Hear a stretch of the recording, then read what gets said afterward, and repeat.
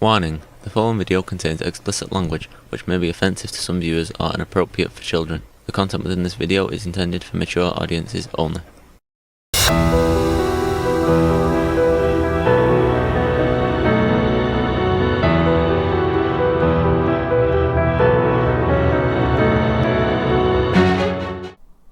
Hello and welcome to this video. We are once again in the world of black tapes. We are continuing our way through episode 9 of the first season, Name That Tune. And this has been a pretty interesting little episode with a lot of music history to it. So let's not have any further ado and jump back off into this. I'm Sandra Singh, Sandy. I'm a doctoral candidate in modular arithmetic here at Washington State University. Could you describe your field of study for our listeners? Sure. Well, I develop computer architectures to solve various systems of congruences. Yeah. Have absolutely no idea what those words mean. I'm still not sure why your listeners would be interested in this. Well, we're trying to identify that number my producer sent you. Okay. Well, a few years ago, this guy gave a TED Talk. Do you know TED Talks? Yeah, of course.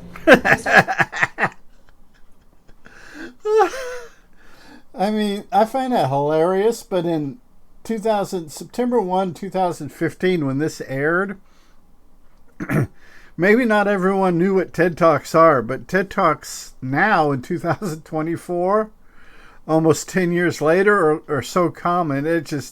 I just find that funny. Talking about vortex-based mathematics. Well, that's what he called it. It was supposed to be his grand unifying theory.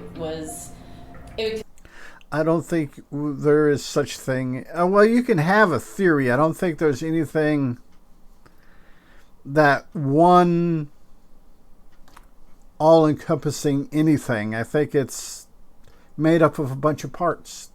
Completely revolutionized technology, solve our global energy problems. It was like figuring out God. Wow, how have I never heard of that? Because it was total... Can I say I think the word she's looking for is bullshit. BS? Yeah, go ahead.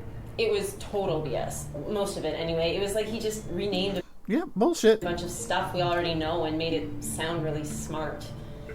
But there's this other guy named Reuben Neal who did some pretty unique stuff with it using computational models. He actually figured out some impressive modular problems using something called a Pythagorean comma.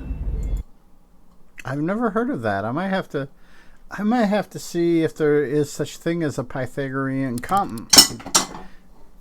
I'm getting to the point where I'm dropping a drumstick just about every video. I feel like I'm going to have to take notes. Oh, was that a joke? Kind of. Because you're recording. Yes. Oh. That's what happens when a non-academic and an academic talk. Okay, would you like me to explain the Pythagorean comma, for your Oh, yes. listeners? Please. She opened her computer. There were a bunch of numbered lines and patterns. Okay, so he has this pattern of embedded hexagons using a formula.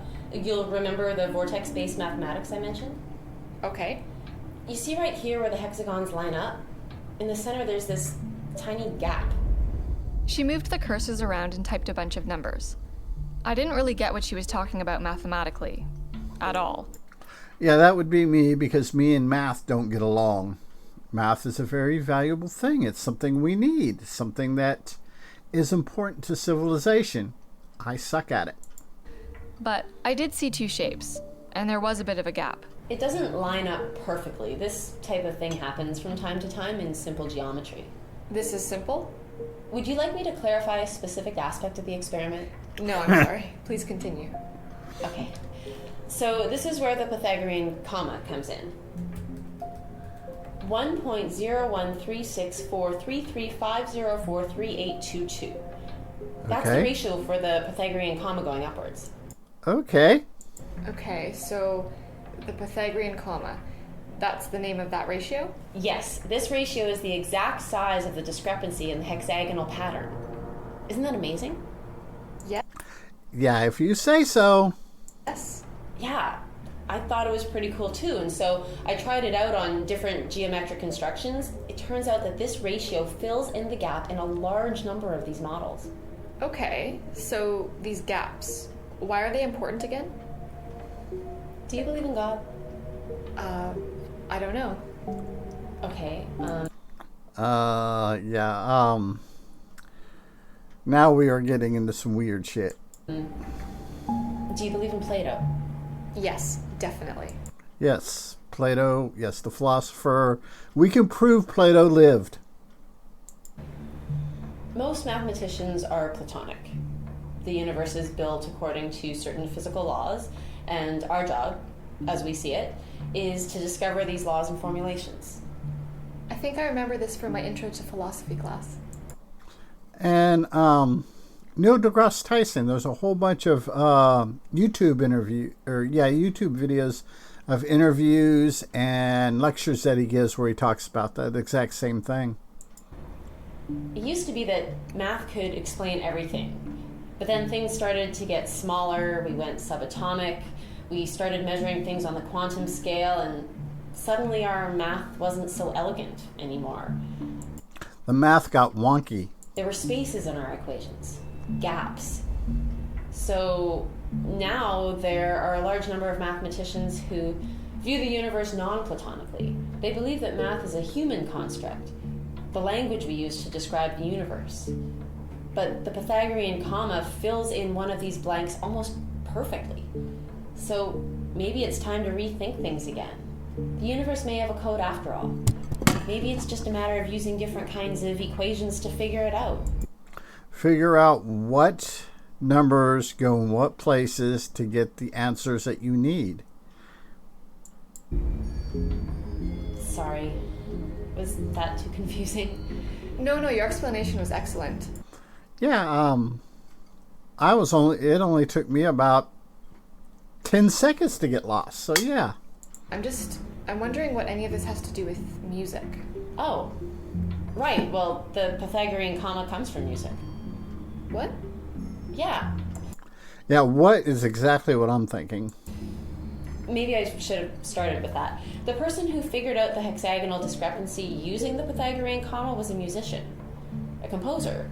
Music and math are really two sides of the same coin. Yes, they are, and that's been known for probably a couple centuries now, if not longer. How so? I'll show you. Dr. Singh pulled up another figure on her computer. This time, it was a spiral with a bunch of notes circling it. In music, there's something called the circle of fifths. If you take two enharmonically equivalent notes, like C and B sharp, there's a slight difference, but it's nearly imperceptible to the human ear. She brought up a web page with a virtual keyboard on it. Here. Do you hear a difference? Is one just an octave higher? Yes, well, to our ears, but graphically, these two notes don't line up perfectly. If you look at this spiral graph, that is the first note I played, and that is the second. Okay, if you say so. Oh, okay. They're a bit off. Exactly. A perfect circle of fifths is not really perfect when it comes to octaves. Euclid discovered this indiscrepancy 2,000 years ago, and thanks to computers, we're now able to plug it into various other uses to fill the gaps in our models. Have you heard of a shepherd tone? Kind of like putting puzzle pieces together. Is that a band? Not a band, no.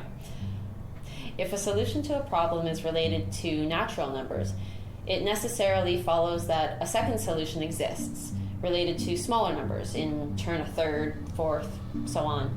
Okay. Well, the problem is there can't be an infinity of ever smaller natural numbers.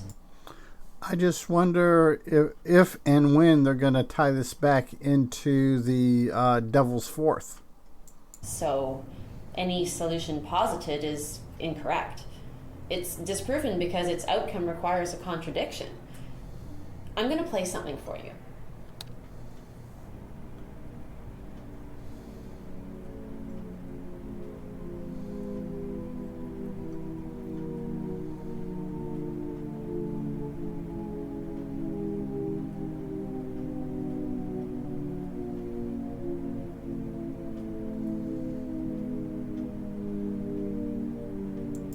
Not really sure what that is, but I kind of like it. It's kind of groovy.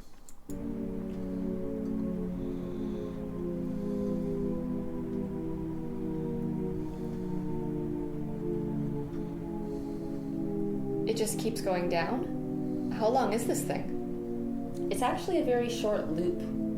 Really? It sounds like it just keeps going on and on and on. It's not going down at all, or descending. Interesting. It's an audio illusion. Really? It's simply 2 octaves played together. It only sounds like it's descending. Wow. Yeah. Pythagoras and Euclid had it going on. So Yeah, they did. That's pretty cool. this gap, or Pythagorean comma, is like some kind of missing piece in figuring out the universe? That's definitely overstating it. If we're lucky, it might just open up a small crack. Just enough to glimpse a tiny part of its design. Maybe not so much open up a small crack, but in fill in a hole to make the overall picture clearer. That's how I would look at it, but that's, I'm not a scientist, so. You used the word design. Does this mean that you believe in God? Well, when I look at mathematics, I see a universal beauty. I definitely see something. I'm just not sure what to call it. And God is a good enough word, a good enough stop measure till you come up with something more accurate. I mean, it is what it is, people. I drove back to Seattle, my head filled with musical and geometric theory. Nick was still waiting for me at the office, with even more news. I'm exhausted. Well, I hope not too exhausted. We received an email. Keith Dabbich? Mr. Haster Rising himself. Interesting. Very, very cool. And we'll go ahead and call this good here. Next Black Tapes video we should be able to finish this episode out and start looking at episode 10, which is the Satanic Monastery's Request. Interesting. So, like I said, we're moving on through this. Hope everyone's having fun. Take care. Be safe.